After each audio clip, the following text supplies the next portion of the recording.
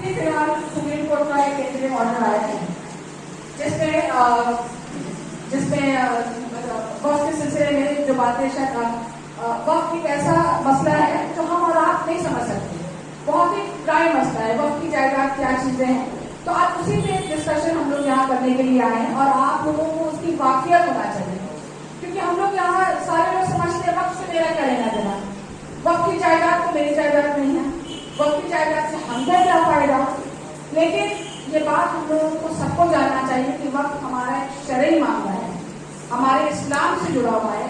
وقت وہ جائیداد ہے جو ہم اللہ کے نام پر وقف کر دیتے ہیں اور جس کی آمدنی سے یا جس کی جمع سے لوگوں کو مستفید کیا ہونا چاہیے۔ اور اگر یہ لوگ ہم یہ مانتے ہیں کہ وقت سے ہمارا کوئی لینا دینا نہیں ہے، تو میں بتا دوں آپ کو اگر لگتا ہے تو آپ کو مرنے کے بعد 2 گز زمین کا انتظام بھی ادا کرنا ہوگا، کیونکہ جو قبرستان بھی ہے نا یہ وقت کی جگہ ہے جہاں ہم دفن ہوتے، تو ہر انسان ہر مسلمان کا وقت سے لینا دینا ہے، ہو سکتا ڈائریکٹ لینا دینا نہ ہو، لیکن وقت کی زمینوں پر اسکول بنتے ہیں، ہسپتال بنتے ہیں، قبرستان ہے، مسجدیں ہیں جہاں نماز پڑھتے ہیں، ہر مسلمان نماز جہاں پڑھتا ہے وہ وقت کی جائے گا۔ تو یہ ماننا بالکل ہی غیر شرعی ہوگا کہ وقت سے ہمارا کوئی لینا دینا نہیں ہے۔ اور ماشاءاللہ ہمارے جو دانشور تھے، جو ہمارے پہلے کے لوگ، جو ہمارے باب اجداد تھے، انہوں نے بہت ساری زمینیں مسلمانوں کے لیے وقف کر دی، جو مسجدیں جہاں ہم نماز پڑھتے ہیں، جو ہم کبھی دلی جائیں گے تو ہم دیکھیں گے بہت ساری وقف کی پراپرٹیز ہے، جائیداد ہے، آپ کے ہاڑا میں بھی بہت ساری جگہ ہوگی جو وقف کی ہوگی، تو ان جگہوں پر اب سرکار کی نظر ہے کہ اس کو کیسے چھینا جائے۔ تو انہوں نے ایک نیا وقف بل لایا، ابھی 2025 کا وقف ایکٹ جو آیا تھا، تو اس کی ہم لوگوں نے مخالفت کی اور وہ سپریم کورٹ میں اس کیس کو لیا گیا۔ اس میں بہت سارے چینجز ہیں، 48 چینجز تبدیلیاں لائی گئی ہیں، اور وہ تبدیلیاں ہماری اچھائی کے لیے نہیں ہیں۔ حکومت یہ بات کہتی ہے کہ ہم عوام کی بھلائی کے لیے بہت سارے کام کر رہے ہیں، لیکن اگر ہم گاؤں کی ریئلٹی دیکھیں گے تو جتنے جملے وہ استعمال کرتے ہیں اس کی سچائی برعکس ایک دم اپوزٹ ہے۔ اگر وہ یہ بات کہتی ہے کہ بیٹی بچاؤ تو یہ اس کا الٹا ہم کو نظر آتا ہے، کیونکہ جتنے بھی ظلم جو عورتوں پہ ہو رہا ہے، جو ریپ ہو رہا ہے، جس طرح عورتوں کو ہیرس کیا جا رہا ہے، انہی کی پارٹی کے لوگ کرتے ہیں میکسیمم، جن کو انہوں نے سطح میں بیٹھا کے رکھا ہے، جن کو انہوں نے پارلیمنٹ میں بیٹھا کے رکھا ہے۔ تو ہر وہ بات، ہر وہ جملہ جو یہ سرکار جس کا ہم کو وعدہ کرتی ہے، جس کی ہم کو اطمینان دلاتی ہے کہ ہم آپ کے لیے کام کر رہے ہیں، اس کا ہم کو خوف ہو جانا چاہیے، ہم کو اطمینان نہیں ہونا چاہیے کہ یہ بات جو کہی جا رہی ہے کہیں نہ کہیں یہ ہمارے اوپر نشانہ ہے۔ اسی طریقے سے وقف بل جو لایا گیا تو یہی بات کہی گئی کہ اس میں مسلمان جو پچھڑے ہوئے ہیں ان کو فائدہ ہوگا، عورتوں کو فائدہ ہوگا، لیکن ایسا نہیں ہے۔ اگر اس بل کو بہت باریکی سے پڑھا جائے تو بہت ساری چیزیں آپ لوگوں کے سامنے آئیں گی۔ تو آج اس بل کو ہم لوگ سمجھنے کی کوشش کریں گے، کیونکہ بہت ضروری ہے کہ ہم اور آپ اس کو سمجھیں، کسی چیز کو لڑنے سے پہلے اس کو سمجھنا بہت ضروری ہے۔ ہمارے اکابرین ہیں ماشاءاللہ، اور Indian Muslim personal law board اس کا کیس لڑ رہا ہے، لیکن اس کو طاقت دینے کے لیے ہمارا اور آپ کا جڑنا بہت ضروری ہے۔ اسی لیے all India Muslim personal law board women's wing نے اس پروگرام کو بنگال میں کیا ہے۔ ہمارا کل ایک پروگرام ماشاءاللہ اردو اکیڈمی میں ہو چکا ہے، آج یہ دوسرا پروگرام ہے جس کے لیے میں شکر گزار ہوں مامون اختر بھائی کا، عطاء مصطفیٰ بھائی کا، جو اس پروگرام میں بڑھ چڑھ کے حصہ لیے، شعیب بھائی، لکھت، شمیمہ، پونم باجی، میں ان سب کی بہت شکر گزار ہوں کہ ہم لوگوں نے کوشش کی کہ عورتوں کی ایک بہت بڑی حصے داری ہے۔ عورتیں یہ نہیں سمجھیں کہ ہم کو صرف گھر پہ کھانا پکانا ہے اور بچوں کو پالنا ہے، اس کے بعد بھی عورتوں کی ایک سوشل ذمہ داری ہونا چاہیے۔ اور میں یہ پرسنلی مانتی ہوں، یہاں آپ جتنی عورتیں دیکھ رہی ہیں، آپ ان کو دیکھ کے سمجھ میں آتا ہوگا کہ عورتیں اگر چاہیں تو بہت ساری کام ذمہ داری سے کر سکتی ہیں اور کرتی ہیں۔ ایک عورت جس طرح سے اپنے گھر کو پالتی ہے اسی طریقے سے ایک سماج کو پال سکتی ہے اور ایک بڑا بدلاؤ لا سکتی ہے۔ تو اس لیے عورتوں کو ان باتوں کو سمجھنا، ان باتوں میں حصہ لینا بہت ضروری ہے۔ یہ ہمارا ماشاءاللہ دوسرا پروگرام ہے۔ انشاءاللہ کل ہمارا ایک پروگرام ہاروا میں ہے جو قمر الزمان صاحب کا اسکول ہے انشاءاللہ، वहाँ भी इस तरह का इंशाल्लाह प्रोग्राम होगा, एक अवेयरनेस होगी। चौथा प्रोग्राम हमारा मोहल्लिमा कॉलेज में है, दीनियात मोहल्लिमा कॉलेज, वो भी औरतों का कॉलेज है माशाल्लाह, वो हावड़ा सत्रगाछी बांकड़ा की तरफ है, आप लोग जानती होंगी शायद, यहाँ आपके घर यहाँ से ज़्यादा दूर नहीं है, वहाँ हमारा है। पांचवा प्रोग्राम हमारा अकेडमी ऑफ फाइन आर्ट्स में है, राउंड टेबल कॉन्फ्रेंस है औरतों की, जिसमें हम लोगों ने लॉयर्स, डॉक्टर्स, सोशल एक्टिविस्ट को बुलाया है इंशाल्लाह, और डिस्कशन होगा new Waqf act, constitutional challenges with the new Waqf act इंशाल्लाह। तो इसमें एक ख्याल तब्दीलियाँ होंगी इंशाल्लाह, बहुत सारी चीज़ें निकल कर आएंगी, और उम्मीद करते हैं कि ये प्रोग्राम अल्लाह ताला हम लोगों का कामयाबी के साथ इख्तिताम में लाए। इस प्रोग्राम में शिरकत करने के लिए हमारे साथ हमारी नेशनल कन्वीनर और Indian Muslim council law of women's wing की जलीसा सुल्ताना यासीन साहिबा हैं, शी इज़ एन एडवोकेट। हमारे साथ हैदराबाद से आई हैं doctor कुदूसा Sultana, she is a professor. आपको इस एक्ट के बारे में आपको तफसीली गुफ्तगू करेंगे इंशाल्लाह, बताएंगे इंशाल्लाह कि ये एक्ट क्यों आया, कैसे आया, और किस तरीके से हुकूमत की इस पर नज़र आई, और हम लोगों को क्या करना चाहिए। अभी कुछ दिन पहले इंटरिम ऑर्डर आया है गवर्नमेंट का, लेकिन हम लोग उससे सुप्रीम कोर्ट का, लेकिन हम लोग उससे इत्मीनान बख्श नहीं हैं। जिन जिन बातों पे तफसीली बात होना चाहिए थे, जिस पे स्टे लगना चाहिए था, कुछ चीज़ों को तो हम लोगों को इत्मीनान हुआ, लेकिन जो और भी बड़े मुद्दे थे, वक्फ बाय यूज़र, जो जगह हम लोग जैसे मस्जिद जो इस्तेमाल कर रहे हैं, जो कब्रिस्तान इस्तेमाल कर रहे हैं, जिनके कागजात नहीं हैं, उनका क्या होगा। बहुत सारी चीज़ें थी, इसमें नॉन मुस्लिम को शामिल किया गया, एक कि वक्फ में, वक्फ बोर्ड में नॉन मुस्लिम को रखा जाए। हम लोगों ने उसकी मुखालिफत की, क्योंकि वक्फ का मसला मुसलमानों से जुड़ा हुआ है, वक्फ का मसला मुसलमानों से जुड़ा हुआ है, तो इसमें नॉन मुस्लिम की कोई ज़रूरत नहीं है। वक्फ दूसरा, कलेक्टर को इख्तियार दिया गया कि अगर कलेक्टर किसी जगह को बोल देता है कि ये वक्फ प्रॉपर्टी नहीं है, तो मतलब वो वक्फ प्रॉपर्टी से निकल जाएगी, वो गवर्नमेंट के पास चली जाएगी। तीसरा, इसमें कहा गया कि 5 साल प्रैक्टिस मुस्लिमा होना होगा, मतलब आपको ये साबित करना होगा, अगर आप कोई जगह वक्फ करना चाहते, बहुत सारे लोग वक्फ करते हैं, बहुत सारे लोग अपनी जगह को दे देते हैं, मस्जिदों में, यतीमखानों में, वक्फ में, कि वक्फ 2 तरह का होता है, वक्फ अल्लाह और वक्फुल औलाद। वक्फुल औलाद की बहुत सारी प्रॉपर्टी है जो एक जनरेशन से चलती है, और उसमें ये इख्तियार है कि आप उसको बेच नहीं सकते, लेकिन आपकी नस्ल उससे फ़ायदा उठा सकती है। दूसरा, वक्फुल अल्लाह वो प्रॉपर्टी है जो अल्लाह के नाम पे दे दी जाती है, जिसका फ़ायदा आवाम उठा सकती है, लेकिन उसमें बहुत सारी चीज़ें हैं, और वो हम लोग कभी वक्त को समझ नहीं पाए, क्योंकि वक्त में हमेशा गवर्नमेंट का कंट्रोल रहा, हमेशा सेंट्रल गवर्नमेंट, स्टेट गवर्नमेंट, वही लोग इलेक्शन करते थे, वही लोग वहाँ पर लोगों को लाते थे, उन्हीं लोग प्रॉपर्टी को एक्सेस करते थे। अभी जो इमाम मुअज्जिन को मुआवजा मिला ममता बनर्जी के आने के बाद, कुछ थोड़ा बहुत मुआवजा तो उसी की आमदनी से मिलता है। ममता बनर्जी हमारे पर कोई एहसान नहीं करती हैं, वो हमारे ही प्रॉपर्टी से जो कमाई होती है गवर्नमेंट के पास, उसमें से वो इमाम और मुअज्जिन को कुछ मुआवजा देती हैं, जो हर मस्जिदों में मिलता है। और सिर्फ स्कूल या सिर्फ घर नहीं है, उसमें स्कूल बनते हैं, हॉस्पिटल बनते हैं, और सिर्फ मुसलमानों को फ़ायदा नहीं है। अगर स्कूल बनता है तो उसमें नॉन मुस्लिम बच्चे आने जाते हैं, और अगर हॉस्पिटल है तो उसमें नॉन मुस्लिम भी जाते हैं उसमें इलाज कराने के लिए, लेकिन इसको बहुत रिस्ट्रिक्ट कर दिया गया है। कहा जा रहा है कि ये रिलीजियस बिल है, और जब वो नॉन रिलीजियस था तो इसमें रिलीजियस बिल था, तो उसमें हिंदू लोग भी वक्फ करते थे, इसमें ऐसा नहीं कि सिर्फ मुसलमान ही वक्फ करते थे, बहुत सारे हिंदूज भी ऐसे थे, बहुत सारे राजा भी ऐसे थे जिन्होंने मुसलमानों को वक्फ करके बहुत सारी प्रॉपर्टी दी। लेकिन अभी बोला जा रहा है कि नॉन मुस्लिम वक्फ नहीं कर सकता, लेकिन वक्फ नहीं कर सकता है, लेकिन हमारे बोर्ड में वो रह सकता है। तो इन सब की मुखालिफत करते हैं हम लोग, और इस सिलसिले में all India Muslim council law board ने अभी इंटरिम ऑर्डर आने के बाद एक गाइडलाइन हम लोगों को दी है इंशाल्लाह, और एक रोड मैप बना के दिया है कि आगे हम लोगों को क्या करना है जब तक फाइनल ऑर्डर नहीं आ जाता। तो इसी के सिलसिले में ये एक मुहिम है, लोगों को जोड़ने की कोशिश है, खासतौर से all India Muslim council law board women's wing की तरफ से ये मुहिम चलाई जा रही है बोर्ड की हिदायत पर। तो इसकी एक विशिष्ट है हौड़ा में, तो उम्मीद करते हैं इंशाल्लाह कि यहाँ से भी हम लोगों को असरात मिलेंगे। हम लोगों ने देखा है कि हम लोगों ने जब जब आप लोगों को बुलाया है, और चाहे वो प्रोटेस्ट हो, चाहे वो ट्रिपल तलाक का मसला हो, चाहे वो वक्फ का मसला हो, आप लोग हमेशा शामिल हों। हौड़ा एक ऐसी सरजमीन है जो मुसलमान आबादी का इलाका है माशाल्लाह, टिकियापाड़ा, शेखपुर, और यहाँ के लोग माशाल्लाह हर चीज़ में हिस्सा लेते हैं। تو اسی امید کے ساتھ انشاءاللہ آج یہ پہل اورا سے بھی کی گئی ہے انشاءاللہ، اور امید کرتے ہیں کہ ہم لوگ کا ساتھ ہوگا، اور اللہ سے دعا ہے کہ اللہ تعالیٰ اس کاموں میں ہم لوگوں کو کامیابی عطا فرمائے۔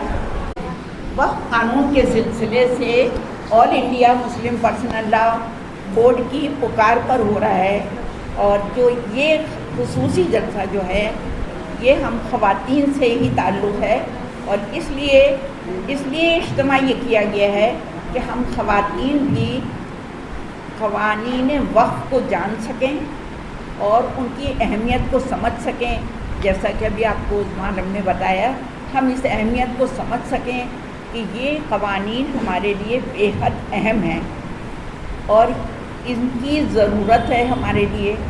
اب یہ قوانین کوئی آج نئے نہیں بنے ہیں، ہمیشہ ہی سے تھے، وقف ہمیشہ سے وہ ہوتا ہے، یعنی یہ نبی کریم صلی اللہ علیہ وسلم کی زندگی سے وقف کا سلسلہ شروع ہوا ہے، اور یہ سلسلہ اب تک ہمارے پاس قائم دائم ہے، اور یہ اس زمینوں کے وقف سے، خواہ وہ زمین ہوں، باغات ہوں، کھیت ہوں، چراگاہیں ہوں، سب سے کسی نہ کسی شکل میں عام آدمی فائدہ اٹھاتے رہے ہیں۔ نیز یہ نہیں کہ صرف مسلمانوں نے فائدہ اٹھایا ہے اور دوسروں نے نہیں، بلکہ سب کے لیے یکساں مفید رہا ہے۔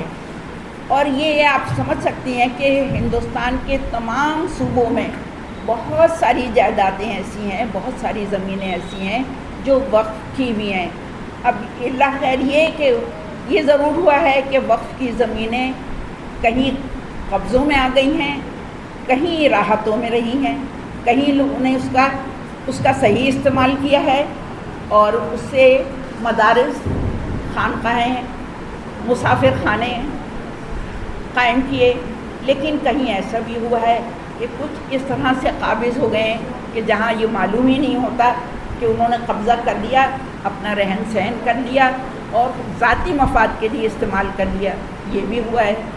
اس بات سے انکار نہیں ہے کہ ہر قانون کی پوری رکھوالی پوری نہیں ہو سکی، لیکن مسلمانوں کے ساتھ ہمارے ساتھ یہ رہا کہ ہم یہ سمجھتے رہے ہمیشہ کہ یہ وقف ہمارا ہے، وقف ہمارا ہے، اس میں کسی کا کوئی دخل نہیں ہوگا۔ اور اس سے پہلے بھی کتنی حکومتیں آئیں، آپ لوگوں میں کتنے وزیر اعظم آئے، ہندوستان کے آزاد ہونے کے بعد سے کتنے وزیر اعظم آئے اور کتنے نئی حکومتیں بنی، 5 سال کے لیے 10 سال کے لیے بھی حکومتیں بنی، لیکن شاید ایسا پہلے کبھی نہیں ہوا، شاید نہیں، یقیناً ایسا پہلے کبھی نہیں ہوا جو اس وقت کے حالات ہمارے پاس آئے ہیں کہ اتنی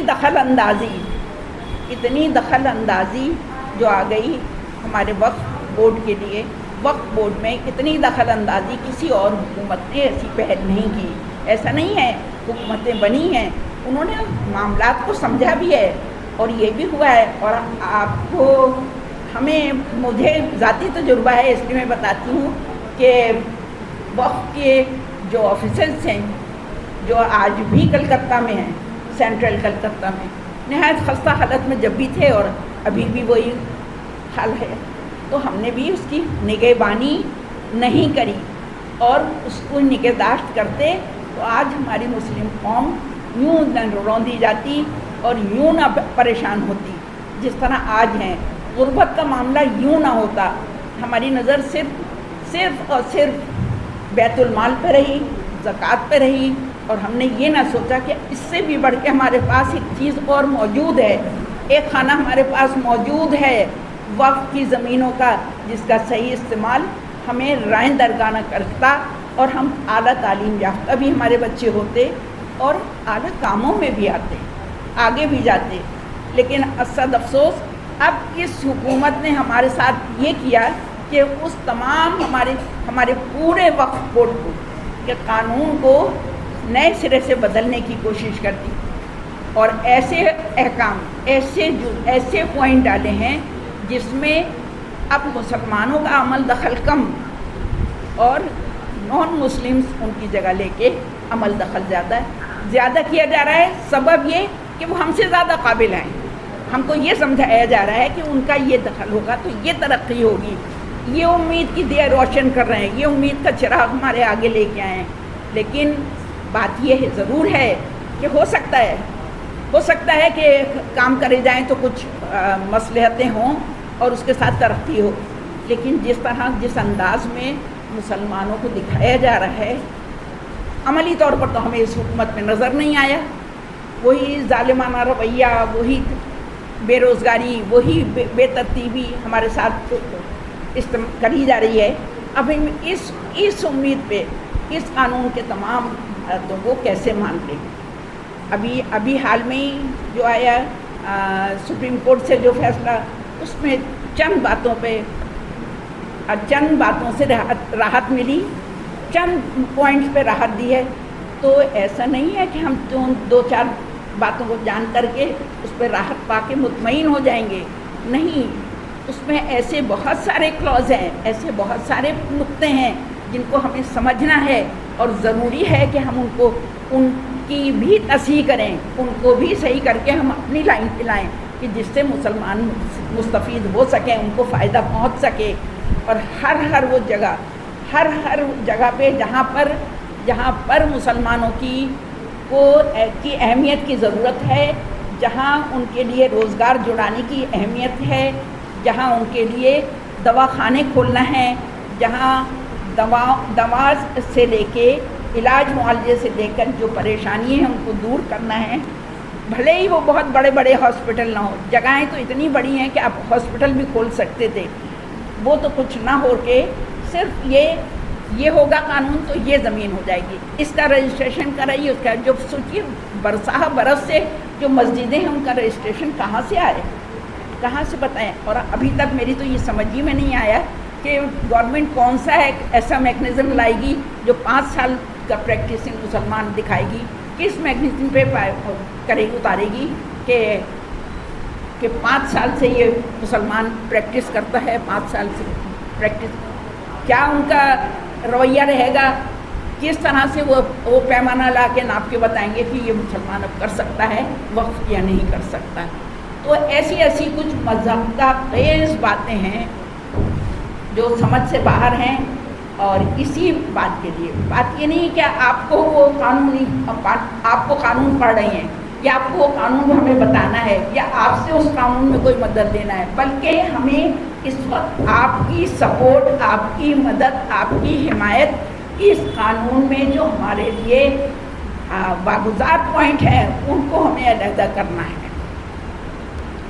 तो आपसे हमें ये दरख्वास्त है कि आप सपोर्ट कीजिए, अपनी हिमायत दीजिए कि देखिए ये हमारा कानून हमारे लिए बेहतर था और आज भी उसी तरह बेहतर हो सकता है जब आप नेक नियति के साथ उसमें वो फैसले लाएं, वो बातें लाएं जो सचमुच मुसलमानों की फ़ायदेमंद साबित हो, सचमुच मुसलमानों की नस्लें बराबर हो सकें।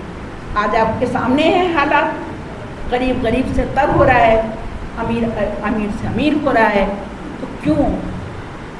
गुर्बत वो नहीं है जो ऊपर से आई है, गुर्बत वो है जो हमारे आसपास फैला दी गई है। कहीं कितने हमारे बच्चे ऐसे हैं जहाँ जो नौकरियों के लिए तलाश में भटकते फिरते हैं और मजबूरी है उनकी कि फिर कुछ ना कुछ ऐसे काम करते हैं जो समाज उनके लिए इज्जत की निगाह से नहीं देखता।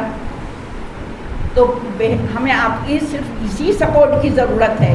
ऐसा नहीं है कि हम आपसे कहेंगे कि कुछ आप और कुछ करिए, बस आप ये कि हाँ हमारा जो शरई कानून है हम उसी पे चलेंगे इंशाअल्लाह और हम उसी की हिमायत करेंगे। और हमें यानी पर्सनल लॉ बोर्ड और दीगर हमारे उलमा और हमारे दीगर जगहों से, अदारों से जो हमें हिदायत टाइम टू टाइम मिलती रहेगी मुनासिब, उन सब बातों के लिए हम लोग सब साथ जुड़ के खड़े होंगे। ख्वाह इसके लिए हमें कई जगह एहतजाज करना पड़े, कभी खड़ा होना पड़े, कभी अपनी आवाज़ से, कभी अपने अमल से। तो इंशाअल्लाह हम यही इस उम्मीद के साथ आपके पास बैठे हैं, आपके सामने बैठे हैं कि आप हमें यही सपोर्ट दें कि हम वो पूरी हिमायत आप देंगे। आपके पूरे साथ में एक दूसरे के मददगार बन के हम लोग एक दीवार हो, एक शीशा पिलाई दीवार होके खड़े होंगे कि जहाँ हमारे शरीयत की हिफाजत तो खुद करता है अल्लाह, वो है करने वाला। हम अपने अमलों से, हम अपने आमाल के ज़रूर जो है हम अपनी शरीयत को इंशाअल्लाह फैलाएंगे। इसी के साथ मैं इस उम्मीद के साथ अपनी बात ख़त्म करती हूँ कि आप लोग ये बात ज़रूर समझेंगे और इंशाअल्लाह हमें पूरी ताकत और तवानाई आपसे ही हासिल होगी। इस्लामी लॉ यानी शरीयत के पहलू को इक्वालिटी और हर तरह के नसीब व फराज अहादीस करीमा के ज़रिया हम तक भेजे, हम तक पहुँचाए और सहाबा किराम रज़ी अल्लाह अन्हुम के ज़रिया सारे हदीस करीमा आज हम तक मौजूद हैं। इंशाअल्लाह उसके हवाले से हम लोग दीन के काम को आगे बढ़ाते हैं, अपनी तरफ से कुछ नहीं कहते। तफहीम शरीयत के हर पहलू का हम जायज़ा करने बैठे तो दिन रात भी कम पड़ जाएं, लेकिन हम एक मौजू को कंप्लीट नहीं कर पाएंगे। लिहाजा मुझे आज जितना वक्त दिया गया है हम उसी के अंदर रहकर अपनी और अपनी इस्लाह की कोशिश करेंगे, आप सबकी और अपनी इस्लाह की कोशिश करेंगे इंशाअल्लाह ताला। आपकी इस्लाह की कोशिश भी करेंगे और अपनी भी इंशाअल्लाह। शरीयत और दीन मोहम्मदी फ़राइज़ की अदायगी, सुन्नत पे अमल करना। शरीयत क्या है? फ़राइज़ की अदायगी। फ़राइज़ में तौहीद, नमाज, रोज़ा, ज़कात एंड हज आती है। फ़राइज़ की अदायगी, सुन्नत पे अमल करना, हुकूक वालिदैन, हुकूक के पड़ोसी का हक, रिश्तेदारों के हुकूक, यतीम बेवाओं के हुकूक, मुफलिस व नादार के हुकूक वगैरह। हमारी पूरी ज़िंदगी शरीयत के गुण घूमती है अल्हम्दुलिल्लाह। और इसी के हवाले से इंशाअल्लाह आज मैं यहाँ पर कुछ बातें करूँगी आपसे। मोहब्बत के साथ समाअत फरमाएं, मौका दें कि हम लोग आगे कुछ जानें। यहाँ पर हमारी जितनी बाजी बैठी हुई उस्मा बाजी, हमारी जितनी भी हमारी माशाअल्लाह से सबका तहे दिल से बहुत बहुत शुक्रिया। हम इंशाअल्लाह आगे बढ़ते हैं कि मोहम्मद से वफ़ा तूने तो हम तेरे हैं, ये जहाँ चीज़ है क्या लौह कलम तेरे हैं। ये एक लाइन, इसको मैं इसका रेफरेंस भी पेश करूँगी इंशाअल्लाह। खुदा को भूल गए लोग फ़िक्र रोज़ी में, ख्याल रिज़्क़ है रज़ाक़ का ख्याल नहीं। और एक शेर मैं कहना चाहूँगी जो आज मैं जो कहूँगी 2, 4, 5 मिनट जो भी मुझे मिला इसी शेर के हवाले से ही करूँगी इंशाअल्लाह। निकल कर हीरा से सुए कौम आया, निकल कर हीरा से सुए कौम आया और एक नुस्खे कीमिया साथ लाया। आइए जानते हैं कुरान अल्लाह की किताब, इसके हवाले से शरीयत के मौजू पे कुछ बताएंगे।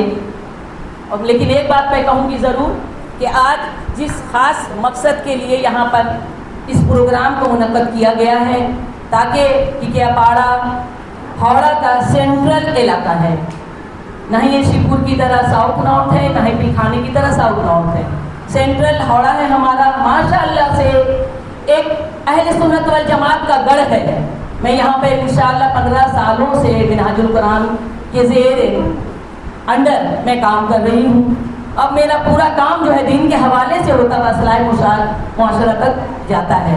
आज मुझे पहली बार मुस्लिम पर्सनल लॉ बोर्ड के हवाले से कुछ कहने का मौका मिला। मैं आप सब से दरख्वास्त करूँगी, रिक्वेस्ट करूँगी कि हमेशा तहे दिल से, ज़मीन क़ल्ब से दीन की खिदमत की जब बात आए और इस्लामी मुआशरे और शरीयत की जब बात आए तो हम तन जिस्म लड़ जाएं, हम तन गोश नहीं, पूरे जिस्म जान के साथ लड़ जाएं।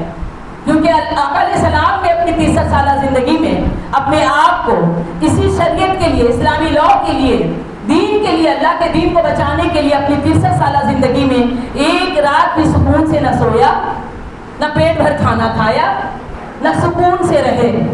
इसी चीज़ को जिंदा करने के लिए आज बाजिया भी यहाँ इकट्ठे हैं।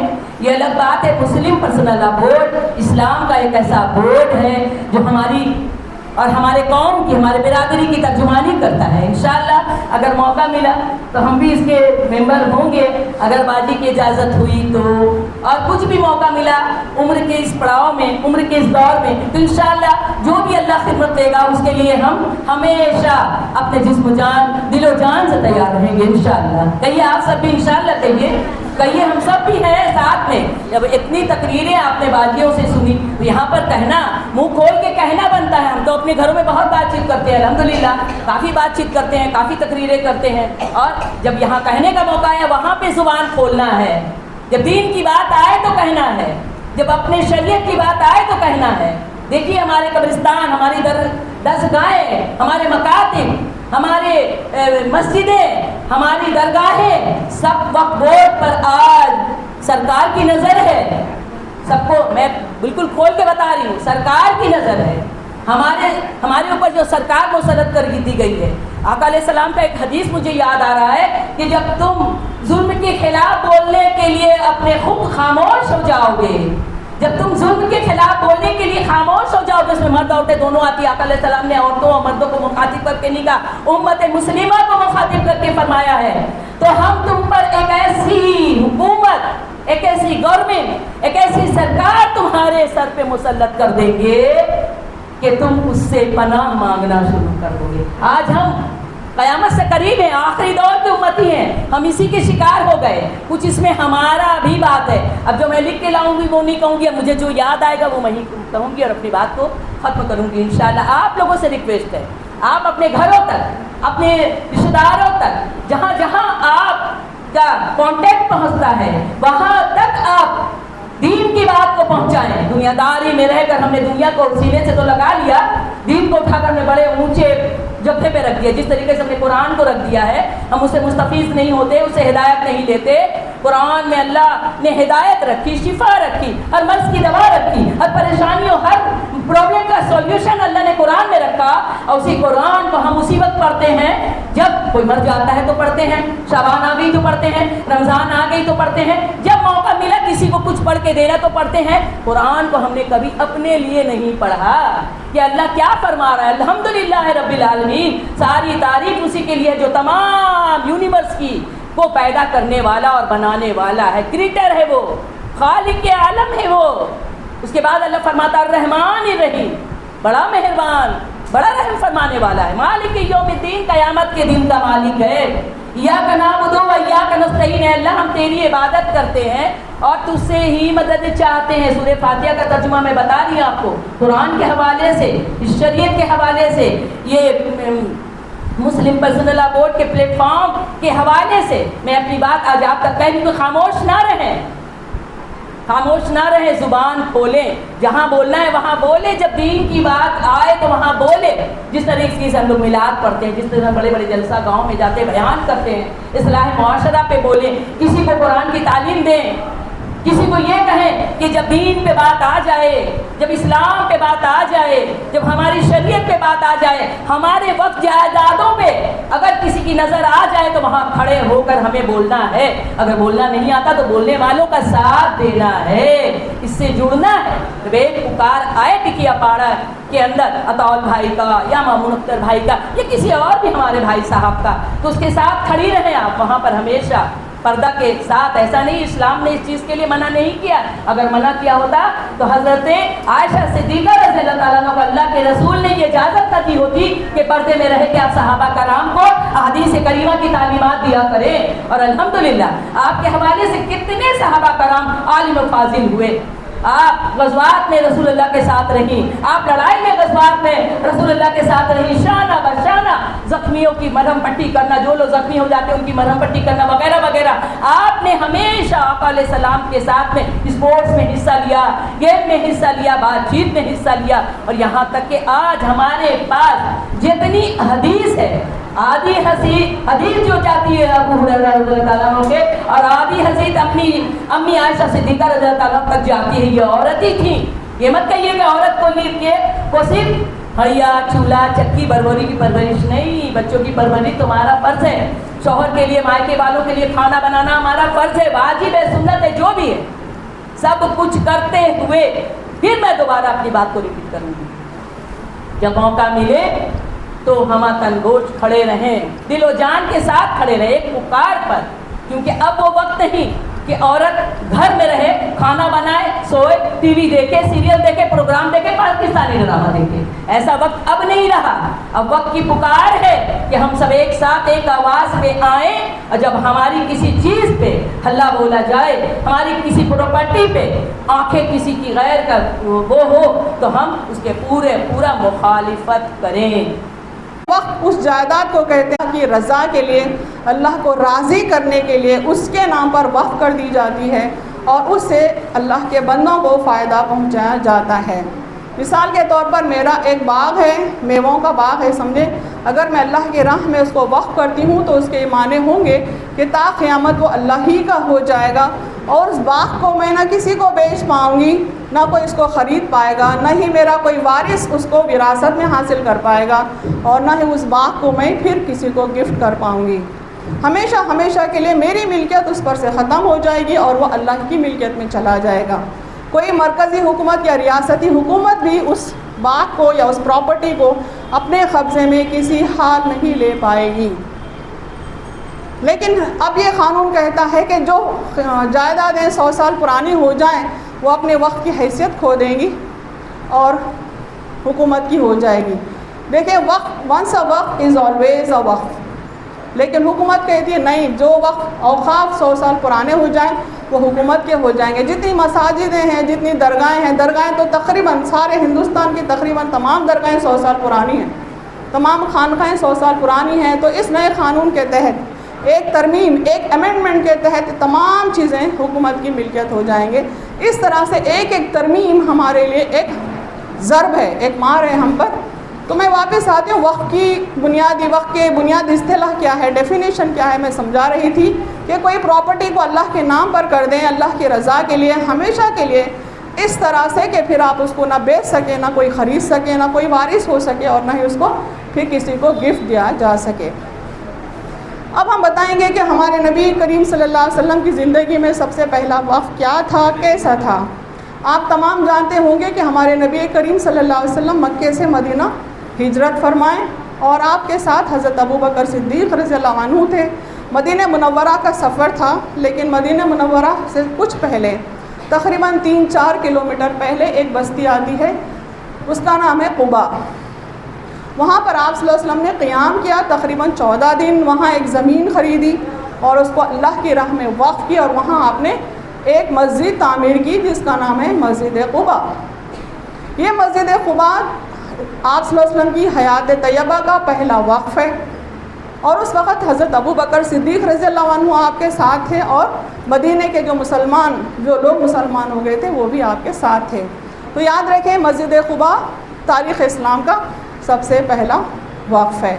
وہاں سے آپ صلی اللہ علیہ وسلم نے مدینہ منورہ کی طرف آپ کی روانگی تھی، آپ اپنی اونٹنی پر سوار تھے۔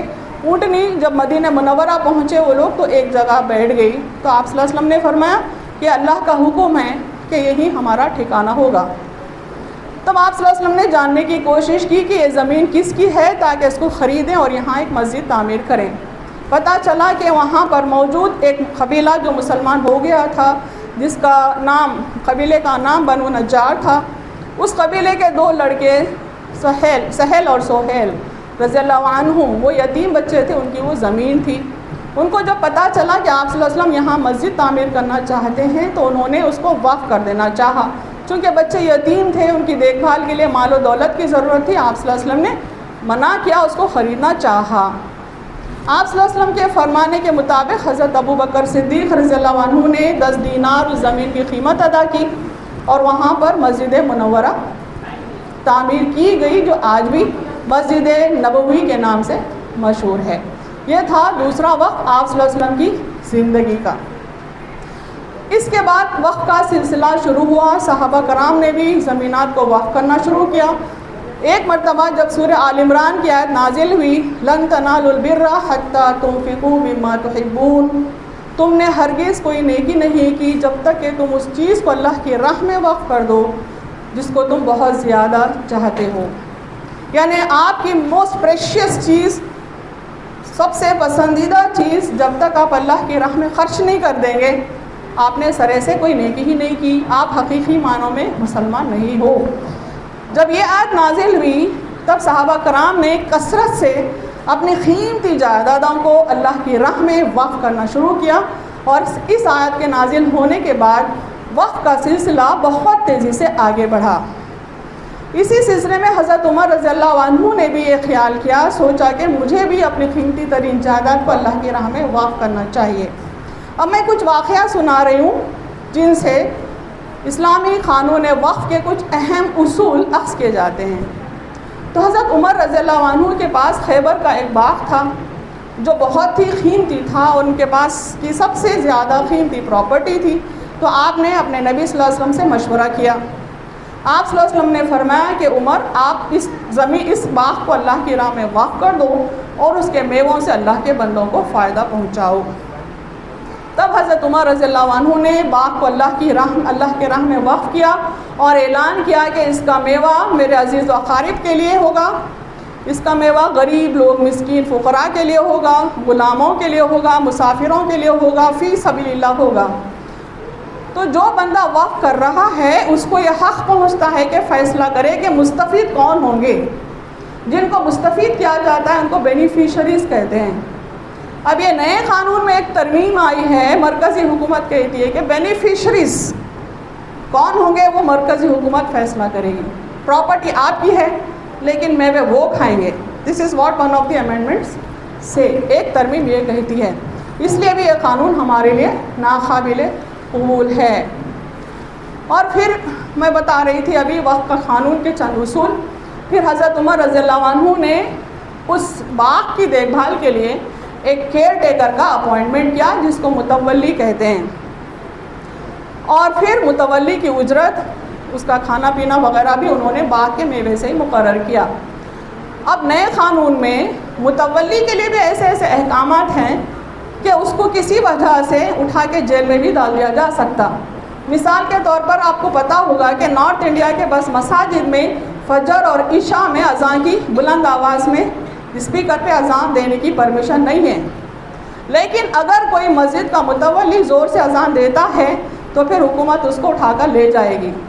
یعنی متولی کو کوئی بھی ایسا کام کرنے کی اجازت نہیں ہوگی جس کی حکومت کی طرف سے پرمیشن نہ ہو. یہ بھی نئے قانون میں شامل ہے. اور ہم آگے آتے ہیں، ایک دو اور احادیث سنائیں گے جس سے آپ کو پتہ چلے گا کہ وقف علی الاولاد کیا چیز ہے. نئے قانون نے وقف علی الاولاد کو بھی بیان کر دیا ہے. وقف علی الاولاد کہتے ہیں اپنی اولاد کے لیے پراپرٹی کو وقف کر دینا. ایک حدیث آتی ہے، حضرت ابو طلحہ رضی اللہ عنہ کے رشتہ دار کچھ غریب تھے، ان کے ددیالے رشتہ دار غریب تھے. تب آپ صلی اللہ علیہ وسلم نے فرمایا کہ ایک فلانا باغ اے ابو طلحہ تم ان کے لیے وقف کر دو تاکہ وہ غریب رشتہ داروں کے لیے کچھ کھانے پینے کا انتظام ہو جائے. تب حضرت ابو طلحہ رضی اللہ عنہ نے اپنے چچا کی اولاد کے لیے ایک باغ کو وقف کر دیا. اس کو کہتے ہیں وقف علی الاولاد. یعنی اپنی نسل یا اپنے باپ کی نسل، دادا کی نسل، ان کے لیے اگر کوئی جائیداد کو وقف کیا جاتا ہے تو اس کو وقف علی الاولاد کہا جاتا ہے. اور بے شمار واقعات ہیں صحابہ کرام کی زندگیوں کے کہ وہ لوگ اپنے اولاد کے لیے جائیدادوں کو وقف کیا کرتے تھے. اور یہ بھی جان لیں کہ اسلام پریورٹی دیتا ہے، پریفریبل بتاتا ہے کہ آپ غیروں کے لیے وقف کرنے سے پہلے اپنے رشتہ داروں کو اہمیت دو، اپنے خاندان کے غریب لوگوں کو اہمیت دو، چونکہ ان پر صدقہ کرنا دوگنا ثواب رکھتا ہے. اس طرح سے اور بھی احادیث ہیں وقف علی الاولاد کے. وقت بہت کم ہے تو میں بتا رہی تھی کہ نئے قانون نے وقف علی الاولاد کو بیان کر دیا ہے. آپ غیروں کے لیے وقف کر سکتے ہیں لیکن اپنے خاندان کے غریب لوگوں کے لیے اب آپ وقف نہیں کر پائیں گے. اور ایک چیز میں یہ بتانا چاہوں گی کہ کیا وقف صرف مسلمانوں کے لیے ہی کیا جا سکتا ہے یا غیر مسلمانوں کے لیے بھی کیا جا سکتا ہے؟ اس سلسلے میں ایک حدیث کی سمری میں بتانا چاہوں گی کہ آپ صلی اللہ علیہ وسلم کے پاس 7 باغ تھے. کسی نے آپ صلی اللہ علیہ وسلم کو گفٹ کیے تھے تو آپ صلی اللہ علیہ وسلم نے ان 7 باغوں کو وقف کر دیا اور نصیحت کی کہ یہ 7 باغ سماج کی فلاح و بہبودی کے لیے میں وقف کرنا چاہتا ہوں. اس سے معلوم ہوتا ہے کہ آپ سوشل ریفارم کے لیے، سارے سماج کو فائدہ پہنچانے کے لیے بھی وقف کر سکتے ہیں. وقف پراپرٹی صرف مسلمانوں کو فائدہ پہنچانے کے لیے کرنا ضروری نہیں ہے. یہاں تک آپ کو بتا دیں کہ ہندوستان میں جو وقف کے اسکولز اور کالجز ہیں ان سے ایجوکیٹ ہونے والے، تعلیم حاصل کرنے والے 80% نان مسلم اسٹوڈنٹس ہیں. اور کئی وقف کے دواخانے ہیں جن سے نان مسلم زیادہ بینیفٹ ہوتے ہیں کمپیئر ٹو مسلمس. تو اسلام پرمٹ کرتا ہے، آپ کو اجازت دیتا ہے کہ آپ چاہیں تو مسلمانوں کے لیے وقف کریں یا سارے سماج کے لیے وقف کریں. کوئی دواخانہ بنائیں جس سے تمام مذہب کے لوگ بھی فائدہ اٹھائیں. اس بات کی اجازت ہمارا مذہب دیتا ہے. اور اسی بنیاد پہ ہندوستان میں کئی وقف پراپرٹیز ہیں جو صرف مسلمس کو نہیں بلکہ نان مسلمس کو بھی فائدہ پہنچاتے ہیں۔ اور ایک حدیث سے میں یہ بتاؤں گی کہ کیا کیا چیزیں آپ وقف کر سکتے ہیں۔ حدیث ہے حضرت عثمان غنی رضی اللہ عنہ کے سلسلے میں کہ ایک بار انہوں نے مسجد نبوی کو جب ایکسٹینشن کی ضرورت تھی تو آپ نے نبی صلی اللہ علیہ وسلم نے فرمایا کہ اے عثمان تو فلانی زمین خرید کر وقف کر دو تاکہ مسجد نبوی کی وسعت کی جائے، اس کو وسیع کیا جائے۔ تو یہ پتہ چلتا ہے کہ آپ زمین مساجد کو دے سکتے ہیں یا کسی یتیم خانے کو یا مدرسے کو یا کسی اچھے سوشل ورک کے لیے بھی دے سکتے ہیں۔ زمین جیسی چیز کو دیا جا سکتا ہے وقف کے طور پہ۔ اسی حدیث کا دوسرا حصہ ہے کہ مدینہ منورہ میں کنواں تھا، چونکہ اس دور میں پانی کی قلت ہوا کرتی تھی، لوگ پانی خرید کر پیا کرتے تھے۔ تب آپ صلی اللہ علیہ وسلم نے حضرت عثمان غنی سے فرمایا کہ اس کنویں کو خرید لو اور وقف کر دو۔